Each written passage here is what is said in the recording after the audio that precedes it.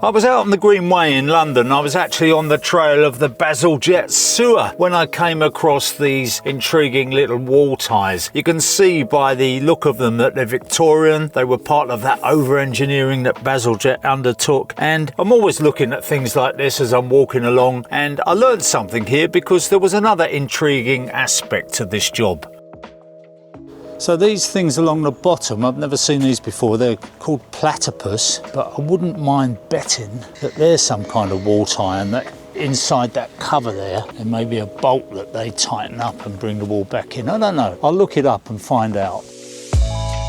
So when I got home, I did a little search on Platipus, and this is what I came up with. Very intriguing systems. They seem to be involved in all kinds of ground drainage and earth retaining systems and wall retaining systems. And if you look at it, okay, it might be an expensive thing to put in, but compared to taking that wall down, stabilizing the ground behind it and rebuilding the wall, you'd be quids in with a system like this. So it just goes to show there's always something to learn. I've never seen it before. Maybe you haven't either. They got loads of videos. They're showing lots of different projects and case studies of jobs they've taken on, civil engineering jobs, and even something as simple like this as a garden wall.